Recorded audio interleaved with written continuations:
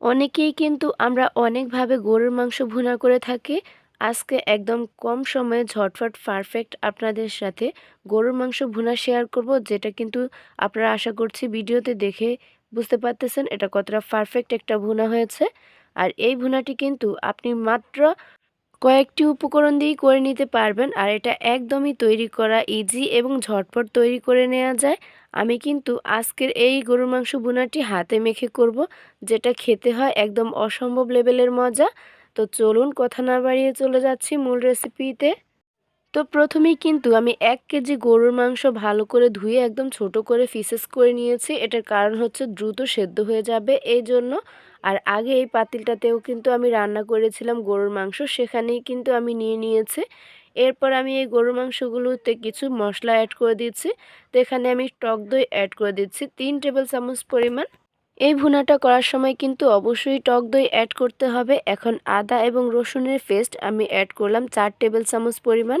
এরপর জিরে গুঁড়া অ্যাড করে দিচ্ছি ২ চা চামচ পরিমাণ, ধনিয়া গুঁড়া ১ চা চামচ পরিমাণ, গরম মশলা গুঁড়া ১ চা চামচ পরিমাণ, হলুদ গুঁড়া অ্যাড করে দিচ্ছি ২ চা চামচ পরিমাণ, মরিচ গুঁড়া অ্যাড করে দিচ্ছি ২ চা চামচ পরিমাণ। গরুর মাংসে ঝাল না দিলে খেতে খুব একটা ভালো লাগে না, এজন্য ঝালটা কিন্তু তবে আপনার টেস্ট অনুযায়ী ব্যালেন্স করে নিতে পারবেন। আদা এবং রসুনের পেস্ট অবশ্যই এখানে একটু বেশি পরিমাণে অ্যাড করতে হবে। গরুর মাংসে মশলাটা একটু বেশি দিলে খেতে ভালো লাগে, আদা এবং রসুনের পেস্ট। এরপর এখানে আমি লবণ ব্যবহার করেছি ১ চা চামচ, কালো গোলমরিচ গুঁড়া ব্যবহার করেছি ১ চা চামচ। এখন এই সবগুলো উপকরণ আমি হাত দিয়ে ভালো করে মিক্স করে নিচ্ছি। এগুলো একবার হাত দিয়ে ভালো করে মিক্স করে নিচ্ছি। এখন অ্যাড করে দিয়েছি কুকিং অয়েল। তো এখানে আমি ১ কেজি গরুর মাংসের জন্য মোটামুটি ৪ টেবিল চামচ পরিমাণ নিয়েছি। যেহেতু এই মাংসের মাঝে হাড় এবং চর্বি দুটিই ছিল, অবশ্যই দুটি সহকারেই কিন্তু গরুর মাংসটা নেওয়ার চেষ্টা করবেন, তাহলে খেতে ভালো লাগে। তো এভাবেই আমি ম্যারিনেট করে রেখে দিব ১০ থেকে ১৫ মিনিট। ম্যাক্সিমাম কিন্তু ১০ মিনিট এটা ম্যারিনেট করে রাখতে হবে। তো দেখতেই পাচ্ছেন আমি কিন্তু ১৫ মিনিট পর ফিরে আসলাম, আর এখন দেখতেই পাচ্ছেন সুন্দরভাবে সেট হয়ে গিয়েছে মশলার সাথে। এবার কিন্তু আমি চুলায় বসিয়ে দিয়েছি, তার সাথে আমি কতগুলো গরম মশলা অ্যাড করেছি। এখানে দারুচিনি, এলাচ, লবঙ্গ, কালো গোলমরিচ এগুলো অ্যাড করেছি গোটা। আমি কিন্তু গুঁড়াও ব্যবহার করেছি। এরপর এখানে হাফ কাপের মতো পেঁয়াজ কুচি অ্যাড করে দিয়েছি। তো এটা যেহেতু ভুনা করব, এর জন্য আমি হাফ কাপ পেঁয়াজ কুচি নিয়েছি।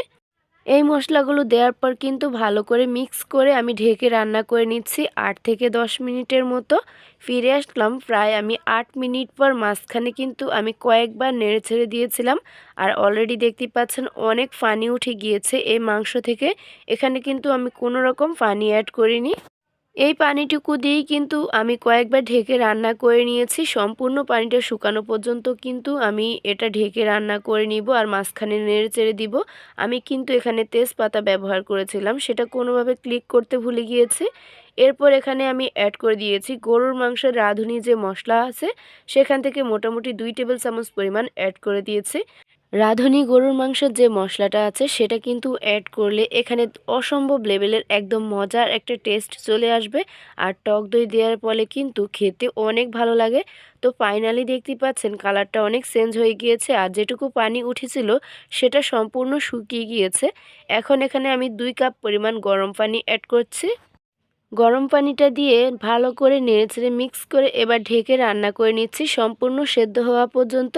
যেহেতু আমি এখানে মাংসগুলো অনেক ছোট করে কেটে নিয়েছি, সেজন্য খুবই দ্রুত সেদ্ধ হয়ে গিয়েছে। ফাইনাল লুকসটা দেখতেই পাচ্ছেন। এখন কিন্তু আমি এটা চুলা থেকে নামিয়ে নিচ্ছি, আর এটা চুলা থেকে নামানোর পর আরও অনেকটাই ঝোল কমে যাবে। এখন চুলা থেকে নামিয়ে নিয়েছি মোটামুটি ৩ থেকে ৪ মিনিট পর। আপনাদের সাথে একটু পরিবেশন করে দেখিয়ে দিচ্ছি। এই ভুনাটা কিন্তু অনেক পারফেক্ট হয়েছে, আর খেতেও অনেক মজা হয়েছে। আশা করি দেখেই বুঝতে পারতেছেন। তো ভালো লাগলে অবশ্যই একটি শেয়ার দিয়ে দিবেন। আল্লাহ হাফেজ।